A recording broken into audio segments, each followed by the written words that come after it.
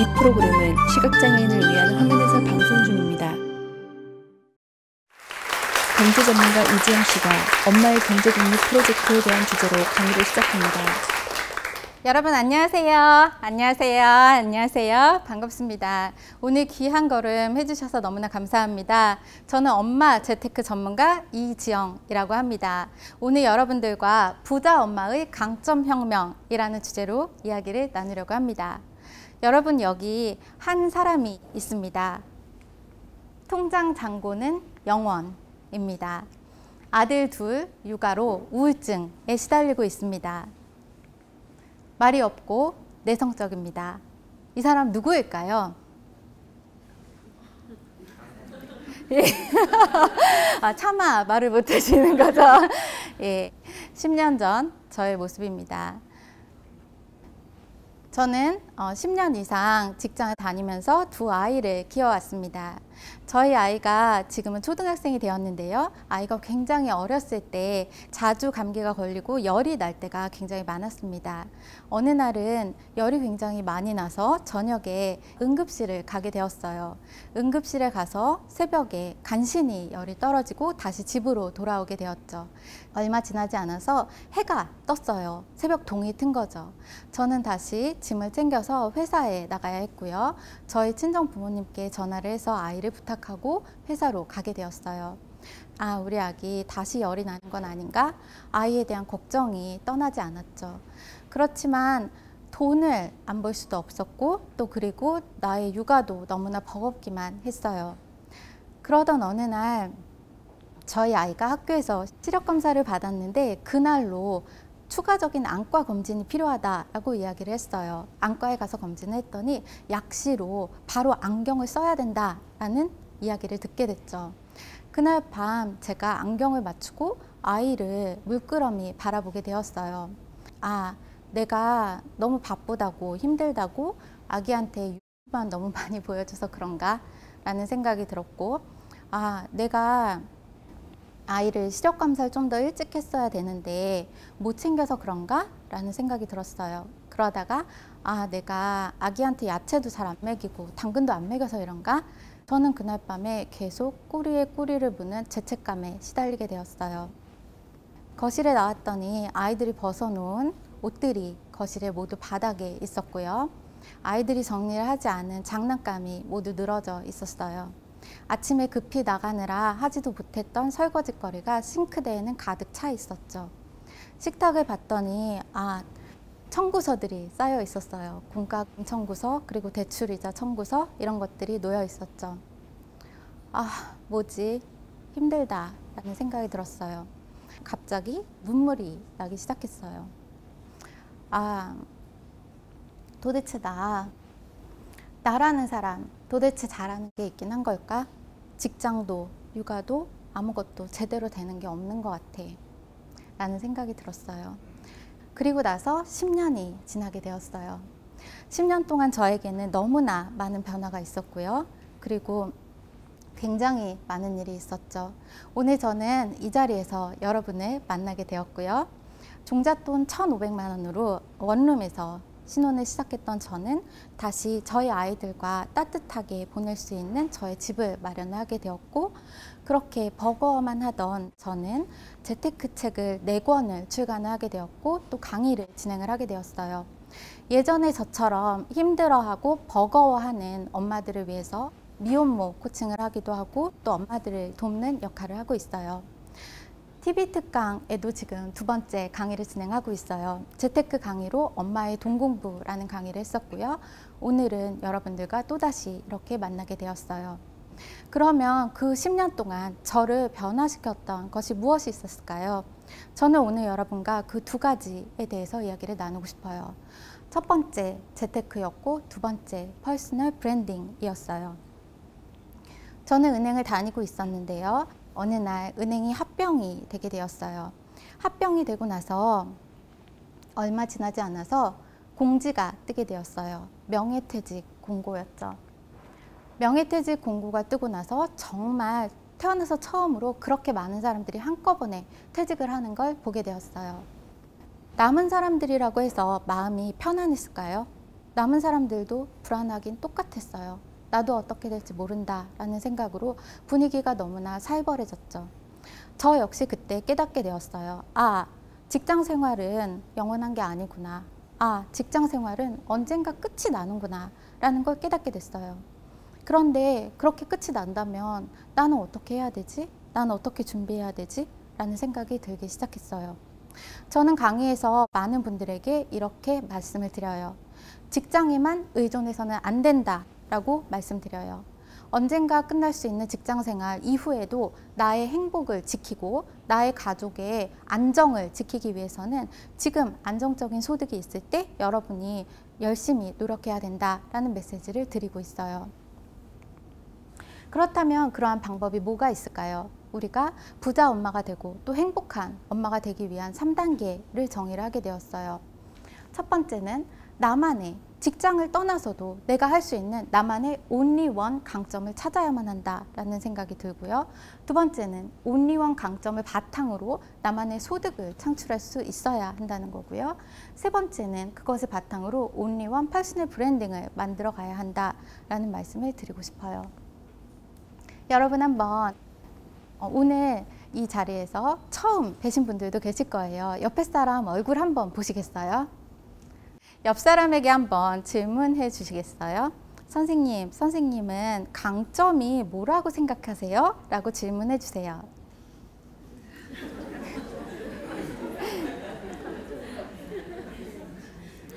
네, 매우 쑥스럽죠. 그렇다면 선생님 그러면 약점은 뭐라고 생각하세요? 라고 한번 질문해 주세요.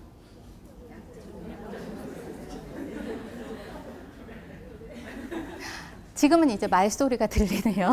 강점이라고 했을 때는 우리가 굉장히 과묵해지게 되죠. 그리고 약점이라고 하니까 굉장히 이야기가 많이 들리고 있어요. 소곤소곤 조곤조곤 굉장히 끊임없이 들리고 있어요. 그런데 저도 예전에 그랬어요. 저는 누가 강점이 뭐예요? 라고 하면 강점? 그런 거 없어 라고 했어요.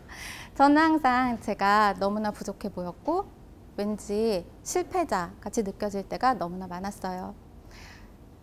우리 사회에서는 내성적이고 말이 없다는 걸 굉장히 단점처럼 생각을 하죠. 약점이라고 생각해요. 성공하기 위해서는 그래서는 안 돼 라고 생각을 하죠. 성공이 저의 요소처럼 생각될 때도 있어요. 그런데 저는 저의 그러한 약점 때문에 여러분들과 이 자리에서 만나게 되었어요. 제가 말이 없고 그런 편이기 때문에 혼자 있는 시간을 굉장히 좋아했고 혼자 있을 때 글을 쓰는 시간이 많아졌어요. 결국 저는 작가가 되었고요. 또 저는 제 말을 하는 것보다는 남의 말을 듣는 걸 오히려 더 편하게 느끼는 성격이 있어요. 그러다 보니까 남들이 어떤 생각을 하는지, 남들이 무엇을 궁금해하는지 빠르게 캐치할 수 있었어요. 여러분 강사가 앞에 나와서 자신이 하고 싶은 말만 5시간 주구장창 하면 여러분 기분이 어떨까요? 강사라는 직업은 사실상 말을 하는 직업이기도 하지만 실제로 여기 계신 분들이 필요한 것이 무엇일까? 궁금한 것이 무엇일까? 내가 어떤 말을 해드려야 도움이 될까? 항상 끊임없이 생각하는 직업이라고 저는 생각을 해요. 그렇기 때문에 제가 강사의 길을 걷게 됐고 그리고 저는 강의를 하고 나서도 절대로 그냥 지나치지 않고 항상 여러분들의 피드백을 받아서 업그레이드 시키려고 노력을 해왔어요. 제가 작가가 되고 강사가 되었던 것은 저의 약점 때문이었어요. 제가 어느 날 강의를 진행하고 어떤 어머니와 인사를 나누게 되었어요. 그 어머니가 제 손을 잡고 이야기를 하시더라고요. 강사님, 저는 정말 잘하는 게 하나도 없어요. 그리고요, 한 가지에 집중을 못해요. 집중을. 뭐 하나 했다가 조금 하다가 말고 조금 하다 말고 이래요. 제가 말씀드렸죠. 선생님, 선생님은 그렇기 때문에 성공하실 수 있어요. 라고 이야기 드렸어요. 최근에 굉장히 큰 인기를 끌었던 책이 있는데요. 성공하기 위해서 남들과 소통을 잘하기 위해서 필요한 것은 깊고 전문적인 지식이 아니라 아주 넓고 아주 얕은 지식이다라는 것이 있었어요. 굉장히 얕지만 그것이 사람들을 이해하고 소통하는 데 도움이 되기 때문에 굉장히 도움이 된다라는 메시지가 됐고요. 그 책이 굉장히 인기를 끌게 되었어요. 얕은 지식이 더 중요하다라는 거였죠. 저는 여러분이 생각하는 그 약점이야말로 그 안에 강점이 있다고 생각을 해요. 첫 번째로 말씀드리고 싶은 것은 바로 약점에서 강점을 발견하라 라는 거예요. 예전에 저와 친하던 후배가 있었어요. 이 후배는 선글라스 디자인을 하고 있었어요. 디자인을 전공했고요. 그리고 선글라스 회사에서 디자인을 하고 있었죠. 그런데 결혼을 하고 임신을 하게 되었어요. 너무 기뻤는데 몇 주 있지 않아서 아기가 유산이 되게 되었어요. 몸이 너무 약해서 한 번 유산이 되고 그래도 다시 추스리고 회사를 나갔어요. 그런데 또다시 유산이 되게 되었어요. 2번 정도 유산이 되고 나니까 안 되겠다라는 생각이 들었죠. 안타깝지만 회사를 그만두게 되었어요. 그리고 딸을 낳게 되었죠. 그 친구가 굉장히 행복할 거라고 저는 생각을 했어요. 그런데 어느 날 그 친구와 만났는데 그 후배가 이야기했어요. 언니, 저 옛날에 회사 다닐 땐 정말 테이크아웃 커피, 아메리카노 맨날 마시고 들어갔었는데 요즘은 커피 한 잔 마시는데 정말 계속 생각하고 결국 못 마셔 라고 이야기를 했어요. 전업주부로 지내는 것이 너무나 힘들게 느껴지는 상황이었죠. 그러던 어느 날 아이가 어느새 초등학교를 들어갈 나이가 되었어요. 그때 예전에 알고 지냈던 출판사 사장님이 전화를 하셨어요. 혹시 지금 우리 책 표지 디자인 하는데 펑크가 나서 그러는데 책 표지 디자인 할 수 있어? 라는 질문을 했어요. 사실 이 후배는 그 질문을 받자마자 속으로는 어떤 생각이 들었을까요? 내가 8년이나 쉬었는데 내가 할 수 있겠어? 안 될 것 같아 라는 생각이 들었어요. 그런데 속으로는 그런 생각을 했는데 겉으로는 자기도 모르게 네! 라고 대답을 하게 되었어요. 네, 할 수 있어요 라고 대답을 했어요. 그리고 그날 디자인을 하기 시작했죠. 그 책은 아이를 위한 색칠 공부 디자인이었어요. 색칠 공부 책 표지였죠. 그 표지를 디자인을 하면서 그 안에 있는 내용들을 보는데 보니까 메인 캐릭터가 분명하지 않았어요. 이 메인 캐릭터를 좀 꼬마 아이, 예쁜 꼬마 아이로 하면 더 잘 될 것 같다라는 생각이 들었어요.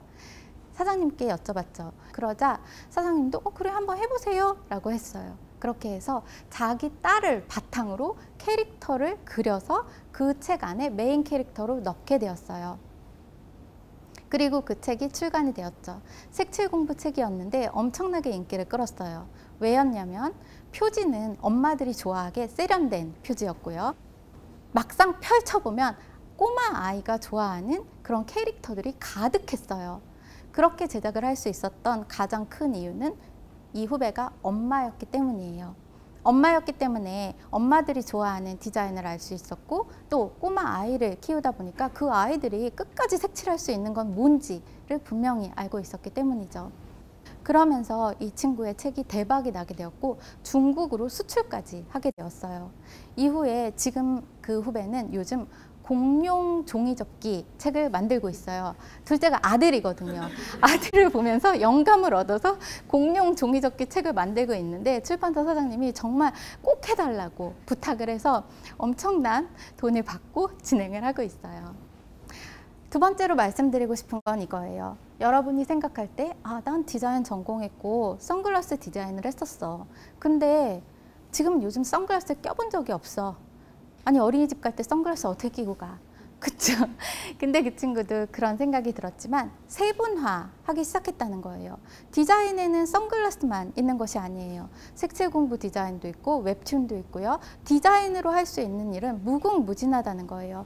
내가 갖고 있는 강점이 보이지 않을 때에는 나의 조그만 강점이라도 그것을 세분화 시킨다면 여러분의 강점이 더 보일 수 있다는 말씀을 드리고 싶어요. 제가 어느 날 저의 친구 집들이에 가게 되었어요. 집들이를 갔는데 정말 깜짝 놀랐어요. 이 집이 먼지 한 톨 없이 깔끔하게 정리가 되어 있는 거예요. 아이 방에 가서 봤더니 장난감 수납장이 놀라웠어요. 칸칸이 레고 칸, 장난감 칸, 자동차 칸, 공룡 칸 이렇게 편말을 써서 수납을 하고 있었어요. 수납이 너무나 잘 돼 있었죠. 제가 깜짝 놀랐어요. 저희 집은 장난감이 장난감끼리 섞여서 다 부셔지고 있었거든요.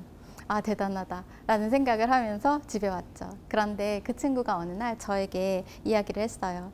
지영아, 이제 아이들도 좀 컸고 나도 뭐 좀 해보고 싶은데 뭘 하면 좋을까? 내가 할 수 있는 게 있을까? 라고 저에게 질문을 했어요. 그때 문득 들었던 생각은, 야, 너 정리 잘하잖아 라는 생각이 들었어요. 그렇지, 나 정리하는 거 되게 좋아해 라는 생각을 했죠. 그리고 나서 그 친구가 알아봤더니 동네에 커뮤니티에서 무료로 수납 전문가 과정이 운영되고 있었어요. 수납 전문가 과정을 들으면서 자격증을 따게 됐죠. 지금은 이 친구가 정리 그리고 수납을 전문으로 하는 전문가가 되어서 수입을 많이 벌고 있어요. 너 우리 집 좀 자주 와. 그때 그 친구가 니네 집은 절대 못 가겠어 라고 이야기하더라고요. 너네 집은 안 돼 라고 이야기를 해서 제가 아니야 그래도 도와줘 라고 했더니 그냥 버려 다 이야기를 하더라고요. 그런데 이 친구는 정말 이제는 정리 수납 전문가가 되어서 자신이 좋아하는 일을 하면서도 이제 월급을 벌고 있어요. 저는 여러분에게 말씀드리고 싶어요. 여러분이 지금 갖고 있는 그 경험, 여러분의 일상, 어쩌면 너무나 소소해 보일 수 있어요. 아, 내가 그렇게 대단한 일을 하는 것도 아니잖아. 그냥 정리 좀 하고 그러는 것 뿐인데 라고 생각할 수도 있어요. 그렇지만 그 경험이야말로 바로 여러분의 강점이 될 수 있다는 거예요. 엄마이기 때문에 난 안 돼. 엄마이기 때문에 내가 어떻게 하겠어. 라는 생각, 그런 생각을 이제 버리고 엄마이기 때문에 난 더 많은 강점을 갖고 있어. 엄마이기 때문에 나는 더 강해졌어. 라는 마음을 가졌으면 좋겠어요. 여러분, 엄마이기 때문에 여러분 인내심도 강해졌어요. 몸에 사리가 나오려고 하죠. 자, 농담이고요. 강점, 여러분의 강점을 꼭 발견하셨으면 좋겠다라는 생각을 해요. 그렇지만 이러한 것을 다 생각해봐도 난 여전히 잘 모르겠다라고 생각하실 수 있어요. 여러분이 생각하는 강점표, 강점 발견표를 여러분들께 권해드려요. 내가 좋아하는 것, 잘하는 것, 잘하지 못하는 것, 좋아하지 않는 것을 하나씩 써보는 거예요. 이 칸을 채워보다 보면은 여러분 머릿속에 떠오르는 단어들을 넣다 보면은 나에게 맞는 길이 무엇인지, 나의 강점이 무엇인지 발견할 수 있어요. 예를 들어서 저에게는 정리나 수납이 잘하지도 못하고 사실 좋아하지도 않는 편입니다. 그렇지만 어떤 친구에게는 정리 수납이 너무나 잘하는 것이고 너무나 좋아하는 것이 될 수 있어요. 여러분이 잘하고 좋아하는 것, 그 안에 들어가는 것이 바로 여러분의 강점이 될 수 있는 열쇠라고 저는 생각을 해요. 오늘 이 강의를 들으실 때에는 꼭 이 표를 완성해 보셨으면 좋겠어요. 그런데 이렇게 강점을 찾고 나서 가장 중요한 것은 내가 강점이라 믿을 때 그것이 강점이 된다는 거예요. 그 누구도 여러분에게 너 그거 강점이야 라고 말해줄 사람은 많지 않아요. 내가 스스로 믿을 때 그것이 나의 강점이 된다라는 말씀을 꼭 드리고 싶어요. 강점을 발견하고 나서 그것을 통해서 소득을 올리는 것은 사실 별다른 그것과 관계없는 일인 것처럼 생각이 될 수 있어요. 어떤 분은 저에게 질문을 하셨어요. 선생님, 강점이 꼭 소득으로 이어져야 하나요? 라고 질문하시더라고요. 맞아요. 강점과 소득이 꼭 이어져야 하는 건 아니겠죠.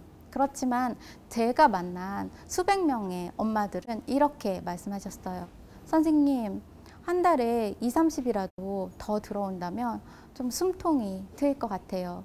라고 말씀하시는 분이 많았어요. 선생님, 한 달에 20, 30만 원이라도 비상금이라도 마련해 둔다면 훨씬 마음이 편안할 것 같아요 라고 말씀하셨죠. 이렇게 나의 강점이 소득과 연결될 때 경제적인 안정뿐만 아니라 한 가지 더 좋은 점이 있어요. 바로 자존감이 높아진다는 거예요. 누가 말하지 않았지만 나도 모르게 자존감이 낮아졌던 마음이 나의 강점이 다시 소득과 연결될 때 엄마들에게는 자존감으로 살아날 수 있어요. 그렇기 때문에 아주 적은 것이라도 금액과 상관없이 저는 그것이 무엇인가 소득과 연결될 수 있다는 건 의미가 있는 일이라는 생각이 들었어요.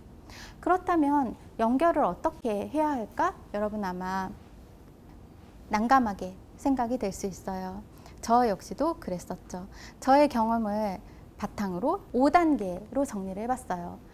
시크릿 리치 5단계 플랜이라고 해서 시크릿, 비밀, 비밀, 그래서 여러분만 알아야 하는 비밀 5단계로 정리를 해봤어요.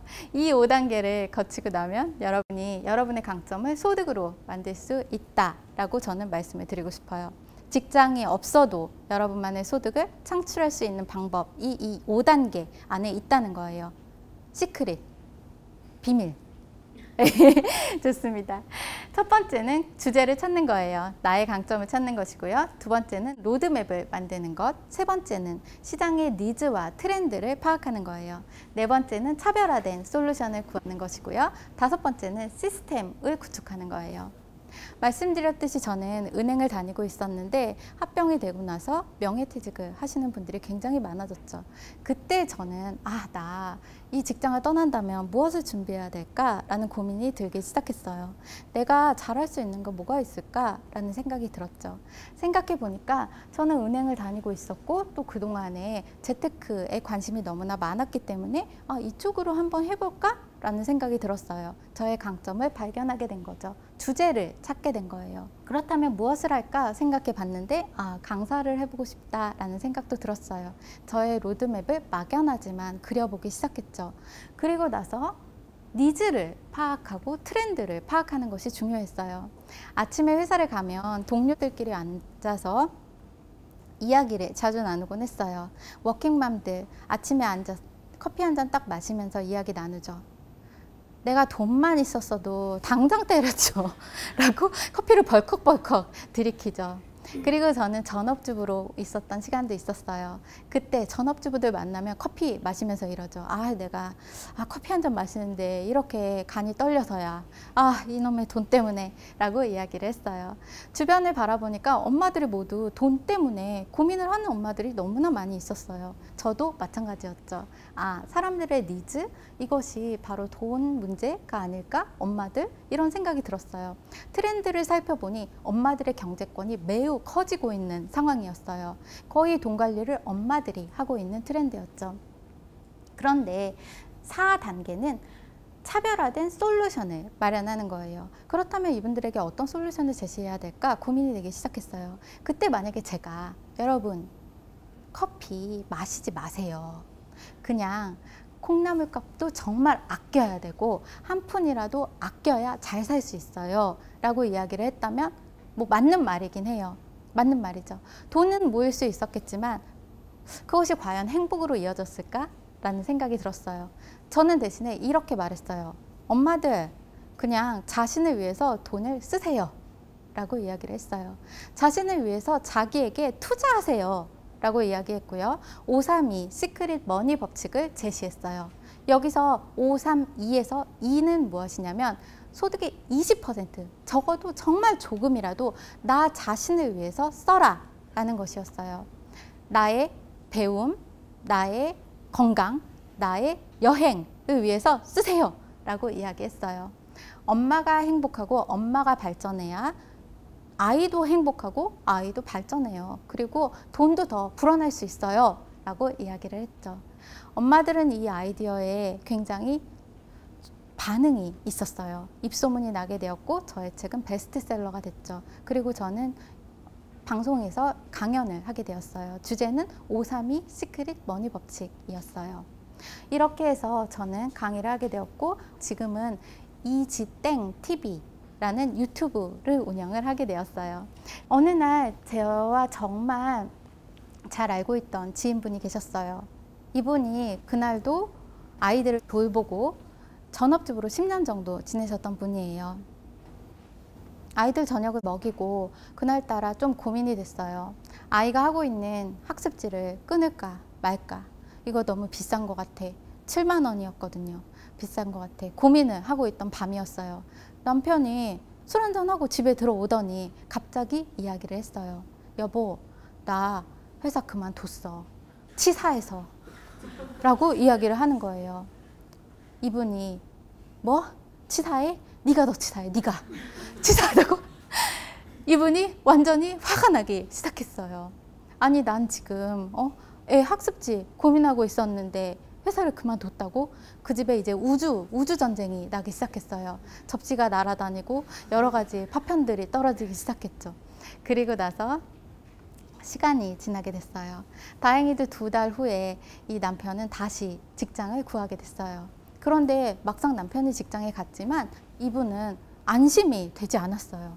아니, 언제 또 그만둔다고 할지도 모르잖아요. 아, 나라도 벌어야겠다라는 생각이 들었어요. 그래야 애도 키울 수 있고, 그래야 우리 가족이 안정되게 지낼 수 있을 것 같았거든요.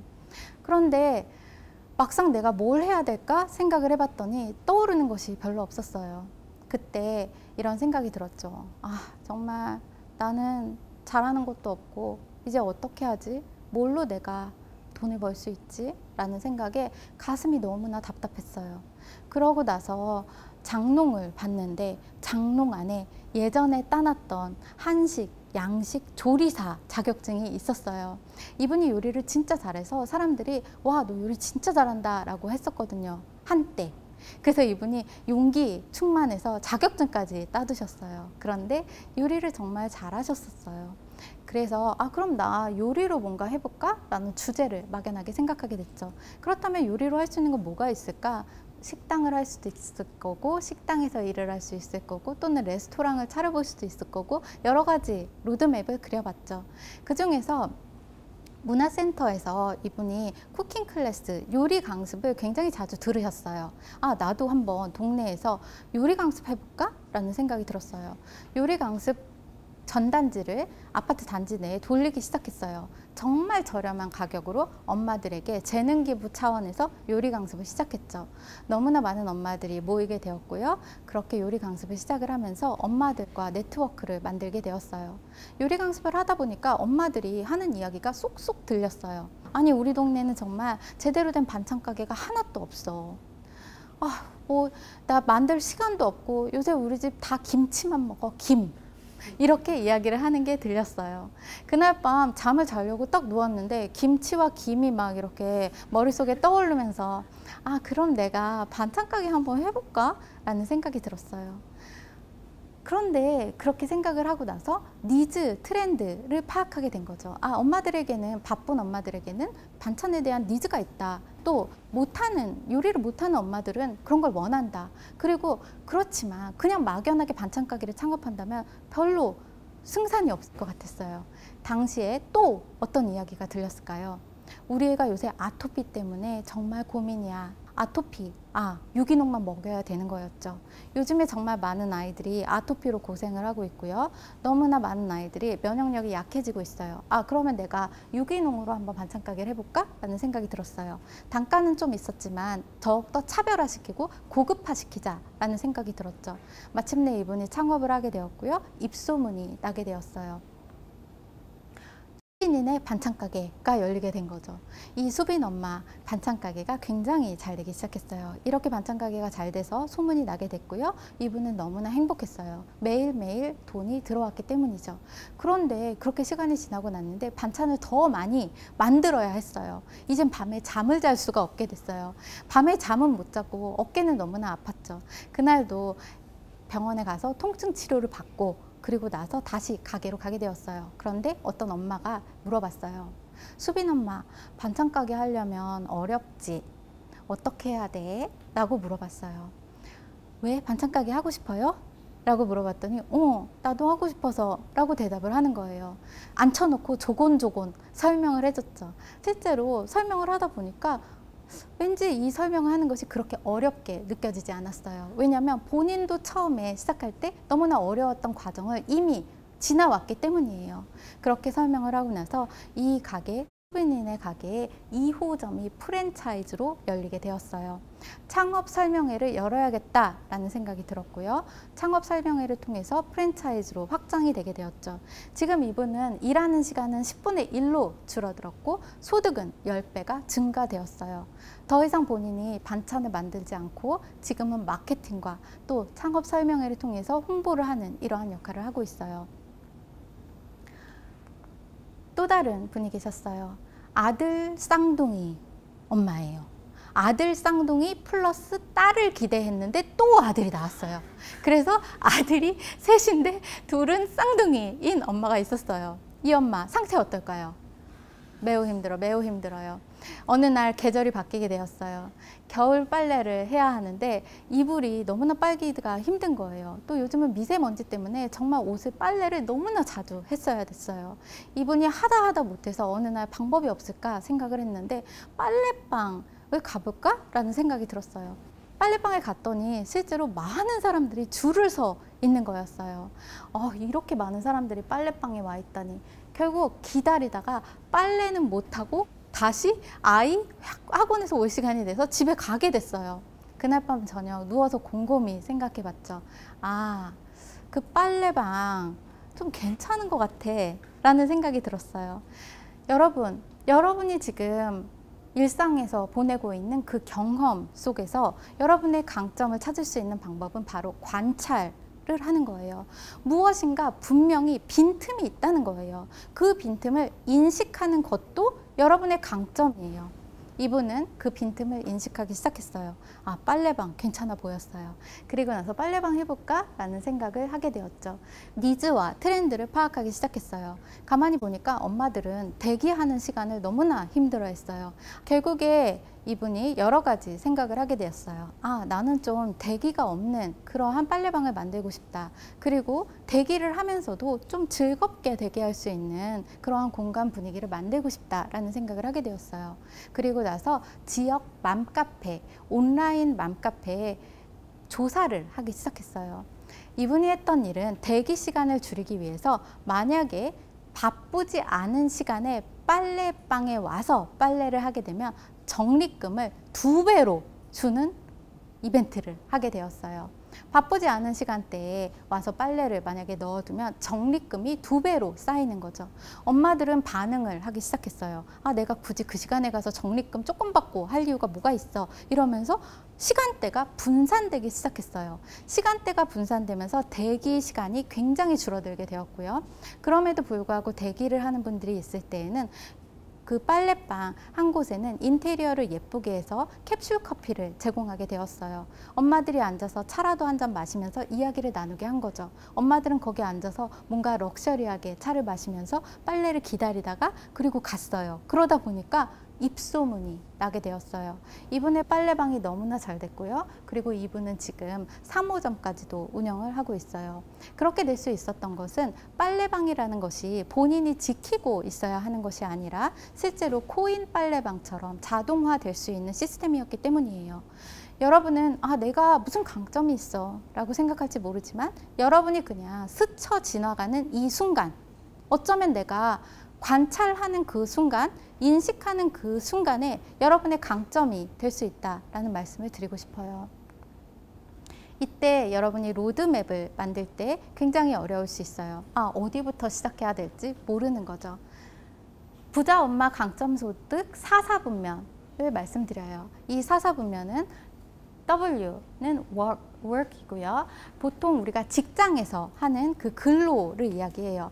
B는 브랜딩으로 나만의 브랜드를 만드는 거예요. 이때에는 신인의 반찬 가게처럼 뭔가 신인의라는 나만의 브랜드를 내가 작게라도 만들기 시작하는 거죠. 세 번째는 시스템이에요. 여기에는 사업이 될 수도 있고요. 또는 창업 같은 것이 모두 될 수 있어요. 그리고 나면 플랫폼이라는 것은 내가 하나를 만들어 놓고 나면 나와 비슷한 플랫폼이 다시 바탕이 되어서 복제가 되는 거죠. 예를 들어서 프랜차이즈 같은 것이 될 수 있고요. 요즘에 요리 같은 경우에도 요리를 통해서 그 신인의 반찬 가게가 웹사이트를 열게 되었는데요. 웹사이트에는 수많은 엄마들이 반찬을 주문하러 들어오게 돼요. 근데 거기에다가 공구 이벤트를 걸게 되었어요. 지금 여기 들어오는 분들 중에서 만약에 후라이팬을 주문을 하면 우리가 공동으로 엄청 싸게 같이 살 수 있어요 라는 팝업 이벤트를 올리게 되었죠. 바로 신인의 반찬 가게의 플랫폼이 만들어졌지만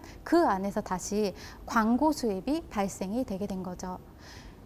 WBSP 이 4분면을 인식하는 것만으로도 여러분의 로드맵이 달라질 수 있어요. 내가 지금 난 W에 있잖아. 내가 안 나가면 수입이 없어 라고 해도 절대로 절망하실 이유가 없다는 거예요. 저 역시도 오랫동안 직장 생활을 했고 그리고 그 시간들이 저에게 너무나 큰 도움이 되었어요. 내가 직장 생활을 하면서도 나는 그냥 W가 끝이야 라고 생각을 하면 직장 생활은 너무나 답답하게 느껴져요. 언제 끝나? 어떻게 잘 되는 거야? 라는 막막함이 들 수 있죠. 그렇지만 W, B, S, P까지 나만의 로드맵을 그리고 나면 지금의 이 시간은 나의 스토리를 만들어가는 시간이야. 나의 브랜드를 준비하는 시간이야. 나의 플랫폼을 만드는 시간이야. 라고 다르게 느껴지실 수 있어요. 그래서 저는 오늘 여러분들께 이 부자 엄마 강점소득 4사분면에 대해서 말씀을 드렸어요. 오늘 이 강의를 들으시고 나면 나만의 W, B, S, P 이 4사분면을 한번 그려보셨으면 좋겠어요. 그런데 이렇게 강점 소득을 만드는 것이 사실 쉬운 일이 아니에요. 저에게도 절대로 쉽지 않았고요. 수많은 엄마들이 그 장애물에 걸려서 넘어지고 있어요. 첫 번째 장애물은 무엇일까요? 바로 두려움이에요. 제가 처음에 작가가 되고 싶다라고 생각을 했을 때 이런 생각이 들었어요. 내가 어떻게 몇백 페이지를 쓸 수가 있어? 라는 생각이 들었어요. 반찬 가게를 열려고 했던 그분에겐 이런 생각이 들었죠. 내가 반찬은 만들어 봤지만 어떻게 가게를 해본 적도 없잖아 라는 생각이 들었고요. 빨래방을 하시려던 분도 내가 빨래는 해봤지만 빨래방은 한 번도 안 해봤는데 두려운 마음이 들기 시작했어요. 두려움은 너무나 자연스러운 일이에요. 세상에 두렵지 않은 것이 있을까요? 이 두려움은 너무나 자연스럽다는 거예요. 그렇지만 그 두려움이 있을 때 우리는 두 가지 생각을 할 수 있어요. 그래, 두려워서 못하겠다. 그냥 나 해본 적도 없는데 안 될 것 같아 라고 생각할 수 있어요. 첫 번째. 두 번째, 누구는 도대체 처음부터 태어났을 때부터 알고 태어난 사람이 있어? 다 배워서 한 거지 라고 생각할 수 있어요. 첫 번째도 맞는 생각이고 두 번째도 맞는 생각이에요. 다만 중요한 것은 선택을 누가 할까요? 바로 내가 한다는 거예요. 내가 선택권을 갖고 있고 내가 내 삶을 통제해 나갈 수 있다는 거예요. 저는 여러분이 그 두려움을 이겨내셨으면 좋겠어요. 그런데 그 두려움을 이겨내도 두 번째 장애물이 있어요. 배우려고 해도 시간이 없어요. 애가 올 시간이 막 되고 또 돈도 아이한테 쓸 돈도 부족하죠. 여기서 많은 엄마들이 주저앉게 돼요. 저의 지인 중에서 아이들이 이제 결혼을 하고 좀 많이 큰 엄마가 있었어요. 그런데 이분은 나도 소소하게 좀 벌고 싶은데 뭘 할 수 있을까 고민을 하고 계셨어요. 그때 제가 가만히 보니까 이분이 사람을 돌보는 일을 굉장히 좋아하셨어요. 아이를 돌보는 것도 좋아하고 마음이 굉장히 따뜻한 분이었어요. 선생님 한번 요양사 관련해서 알아보시면 어때요? 라고 이야기를 했는데 너무나 좋아하시는 거예요. 그 길로 자격증을 공부를 하기 시작했어요. 시간과 돈을 투자해서 요양사 자격증을 따게 되셨고요. 지금은 소소하지만 자신의 월급을 벌면서 또 자기가 좋아하는 일을 하고 있어요. 아픈 사람들을 돌봐주는 일이 누군가에게는 힘들지만 이분에게는 자신의 삶에 의미를 가져다 주는 일이라고 이야기를 하시는 모습에서 저도 사람마다 정말 너무나 강점이 다르고 그것은 정말 빛나는 가치를 갖고 있구나 라는 걸 깨닫게 됐어요. 그렇지만 이러한 과정을 지나고 나서도 리스크라는 세 번째 단계가 있어요. 잘 된다는 보장이 없다는 거죠. 세상에 100% 안전한 것은 없다는 거예요. 그럼에도 불구하고 내가 이 리스크를 감당하면서도 내 길을 인생 2막을 열어야겠다라고 다짐할 때 그 리스크는 굉장히 아무것도 아닌 리스크가 될 수 있다라는 말씀을 드리고 싶어요. 여러분, 온리원 퍼스널 브랜딩에 대해서 말씀을 드릴 건데요. 이렇게 해서 나의 소득 시스템을 창출을 해내고 나서도 요즘은 어떤가요? 요즘에 혼자서 술을 마시는 혼술족이 굉장히 많아지면서 땡땡 비어가 유행을 하게 되었어요. 봉땡 비어가 유명해지면서 땡땡 말땡 비어가 또 유명해지기 시작했죠. 이렇게 모든 것은 굉장히 카피되기가 쉽고요. 그러다 보니까 더 많은 경쟁을 부딪히게 되는 거죠. 그럴 때 이러한 경쟁에서 살아남을 수 있는 방법이 무엇일까요? 우리만의 소득을 강화할 수 있는 반응이 무엇이 있을까요? 바로 퍼스널 브랜딩, 나만의 브랜드를 구축해야 된다라는 말씀을 드리고 싶어요. 그런데 저 역시도 브랜드를 구축하기 위해서 고민을 많이 했어요. 제가 재테크 전문가가 돼볼까? 라는 생각을 했지만 그렇다고 해서 저는 재테크 전문가가 너무나 많았고 자신이 없었어요. 그때 제가 생각했던 건 내가 아이도 있고 엄마이기 때문에 엄마들에게 도움이 될 수 있는 그러한 조언을 해주는 사람이 되고 싶다라는 생각으로 나의 브랜드를 만들어가기 시작했어요.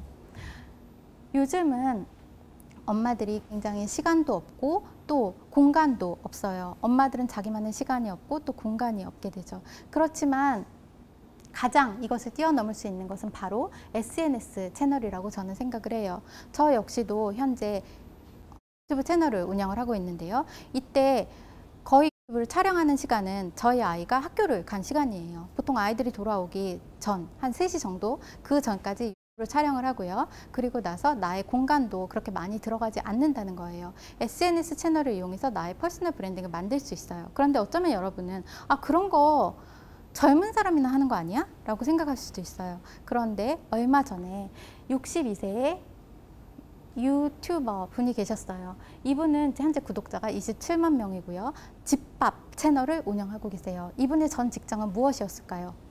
바로 벼농사를 짓는 분이셨어요. 벼농사와 고추농사를 열심히 짓고 계셨죠. 그리고 집밥을 만들고 계셨죠. 그런데 어느 날 막내 아들이 엄마 유튜브 한번 해보세요 라고 이야기를 했어요. 무슨 내가 라고 이야기를 했지만 어느새 찍고 계셨어요. 그리고 나서 이분이 인기가 많아졌는데요. 그 중에서 가장 인기가 많았던 것이 무엇일까요? 바로 김장김치였어요. 200만 뷰를 기록을 하게 됐죠. 여러분 아마 이런 생각할 수 있어요. 내가 특별한 것도 없고 나는 차별화돼. 난 진짜 잘하는 것도 없고 특별한 것도 없잖아. 그럼 내가 되겠어? 라고 생각할 수 있어요. 그렇지만 그렇기 때문에 여러분이 될 수 있다라는 말씀을 드리고 싶어요. 사람들이 과연 호텔에서 나오는 그런 요리를 그래서 어떻게 만드는지 검색을 하고 싶을까요? 사람들은 자신의 일상에서 응용할 수 있는 것, 내가 일상에서 이용할 수 있는 그러한 정보들을 얻기를 바라고 있다는 거예요. 여러분이기 때문에 할 수 있다라는 말씀을 저는 드리고 싶어요. 첫째, 공감이 중요하다라는 말씀을 드려요. 얼마 전에 유튜브를 통해서 1년에 몇십억을 버는 사람이 인터뷰를 하게 되었어요. 그분은 게임 채널을 운영하고 계시는데요. 1년에 10억 이상을 벌고 계세요. 그런데 이분이 처음에 게임 채널을 하려고 했을 때 게임을 잘 하지 못했다고 해요. 보통 그 당시에 게임 공략법을 하시는 분들이 많았는데 본인은 게임을 잘 못했어요. 그러면 나는 게임을 그냥 그만둘까? 라는 생각이 들기도 했죠. 그렇지만 아니야. 나처럼 게임을 잘 못하지만 게임을 즐길 수 있게, 그 사람들이 즐길 수 있게 도와주는 스토리텔링을 하기 시작했어요. 그러면서 인기를 끌게 되었고 유튜버의 신이 된 거죠. 그리고 나서 성공을 하게 되셨어요. 공감이 굉장히 중요하다라는 거예요. 내가 모르기 때문에 오히려 여러분은 공감할 수 있는 능력이 있고 내가 잘 몰랐기 때문에 더 잘하실 수 있다는 거예요. 얼마 전에 굉장히 유명한 짬뽕집, 짬뽕 전문점이 유행을 하게 되었어요. 그 짬뽕집의 성공 요인이 무엇인가요? 라는 질문을 받게 됐죠. 그러자 그 요리 대표분이 이야기를 하셨어요. 중국집에 가면 정말 메뉴가 많잖아요. 그런데 그렇게 하다 보면 인건비가 굉장히 많이 들고 또 낭비되는 재료비도 굉장히 많아요. 짬뽕으로 하고 나니까 인건비가 줄어들게 되었고 낭비되는 재료가 없어지고 그리고 짬뽕에만 집중할 수 있게 됐어요. 라고 이야기를 했어요. 범위를 좁혀야 한다는 거예요. 저도 그랬어요. 돈공부라는 책을 출간을 하기 전에 이런 생각이 들었죠. 꼭 엄마여야 돼? 엄마, 아빠, 동생 다 할래. 모두를 위한 돈공부. 어땠을까요? 결과가 별로 좋지 않았을 것 같아요. 타겟을 좁히고 범위를 좁혀야만 여러분만의 퍼스널 브랜딩이 만들어질 수 있다라는 말씀을 드리고 싶어요. 욕심을 내려놓아야 한다는 거예요. 세 번째는 따라하기 쉬운 솔루션을 만들어 주셔야 돼요. 왕초보도 따라할 수 있는 것, 누구나 쉽게 따라할 수 있는 것 많이 사람들로 하여금 나의 전략을 따라할 수 있게끔 마련한다라는 말씀을 드리고 싶어요. 공투부 법칙을 제시하고 싶습니다. 공부하고 투자하면 부자 엄마가 된다라는 거예요.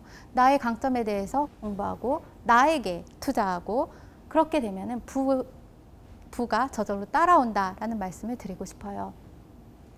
여러분 한번 상상해 보세요. 어느 날 저녁 7시가 되었어요. 가족이 모두 도란도란 이야기를 나누고 그리고 저녁 식사가 끝나고 나서 브라운 계열의 편안한 가죽 소파에 앉아서 엄마가 아기에게 그림책을 읽어줘요. 그림책을 읽어주자 아기가 눈을 반짝반짝이면서 엄마 더 읽어주세요 라고 이야기를 했어요. 엄마가 시계를 잠시 보더니 이제 9시야.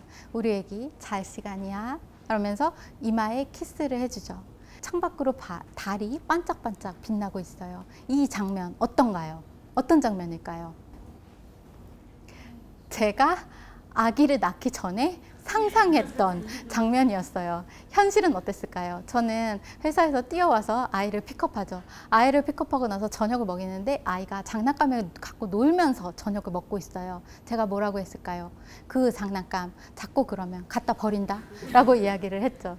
그리고 나서 아이를 간신히 먹이고 나서 이제 알림장을 한번 봤어요. 그랬더니 알림장에 받아쓰기가 내일 있다는 거예요. 아니 이럴 수가. 앉아봐. 다시 받아쓰기 공부 시작하게 되었어요. 철수가 학교에 갔습니다. 자, 써봐. 갔습니다가 아니라 갔습니다. 갓. 쌍시옷.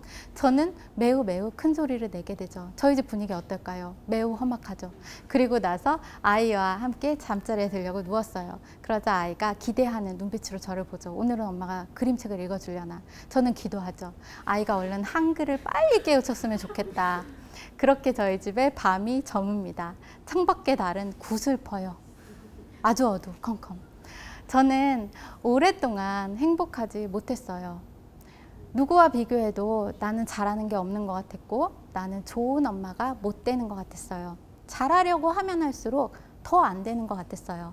나 왜 이것도 안 되고 나는 자격이 있는 엄마인가? 난 뭐지? 라는 생각이 너무나 많이 들었어요. 그러다 어느 날 이것을 깨닫게 되었어요. 아, 내가 나를 있는 그대로 봐주지 않았기 때문에 이런 거구나 라는 생각이 들었어요. 내가 나 자신을 있는 그대로 봐줄 때, 나의 강점을 봐줄 때 비로소 아이의 강점도 볼 수 있었어요. 세상의 기준에 맞춰서 나의 강점을 만들어 가려고 한 것이 아니라 내 안에 있는 나의 강점을 찾아가야 된다라는 생각이 들었어요. 그러면서 더 큰 행복이 들어오게 되었고 그러면서 모든 것이 변하기 시작했어요. 저는 오늘 여러분에게 부자 엄마 강점 혁명이라는 주제로 이야기를 나누고 있어요. 여러분 안에서 강점 혁명이 일어날 때 부자가 될 수 있다는 말씀을 드리는 거예요. 제가 부자 엄마라고 이야기하면 여러분이 강점 혁명이라고 따라해 주셨으면 좋겠어요. 부자 엄마! 강점 혁명! 빛나는 강점을 지닌 엄마, 여러분을 응원합니다. 경청해 주셔서 진심으로 감사합니다. 강연자가 강의를 마치고 퇴장합니다.